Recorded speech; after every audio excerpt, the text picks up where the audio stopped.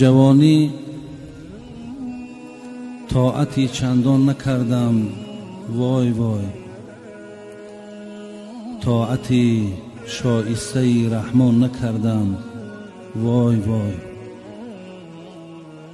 در جوانی طاعتی شایسته مشکل می نمود، مشکلی خود را چرا آسان نکردم، وای وای. با پدر نااهل بودم، از غرور و جاهلی با برادر شفقت و احسان نکردم، وای وای. امر و نهی حق تعالی را نآوردم به جای، خواندم و دانستم و فرمان نبردم، وای وای.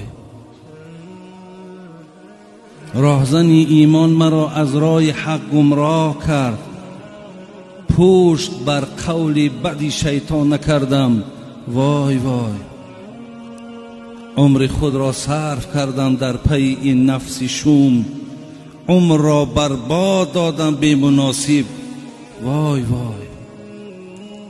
از برای توشه فردا نکاشتم دانه، یک گل از باغ عمل خندان نکردم، وای وای. اینما اموالکم اولادکم را خوانده ام، یک نظر بر آیت قرآن نکردم، وای وای.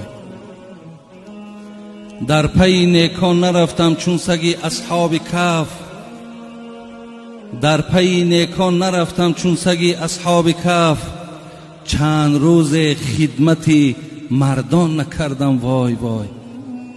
نه طواف کعبه و نه خدمت صاحب دلان، یاد حشر و تابعی میزان نکردم، وای وای. از قیام و از قعود و از رکوع و از سجود یک عمل مستوجب ارکان نکردم، وای وای. یا الها از کرم جرمی عزیزی را ببخش، زان که یک توبه برای آن نکردم، وای وای. عزیزی سمرقندی که ایر عزیزای خدا نسبت به عصرهای 19 میتین، یعنی تصنیفات این عزیز خدا برادران عزیز 200 سال پیش بود، به سوی ما و تو بود این اشارت، رسیدن آن عزیزان خود به مقصد.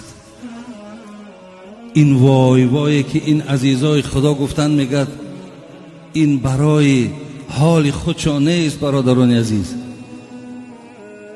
رسیدن آن عزیزان خود به مقصد. این اشاره به سوی ما و شما بود.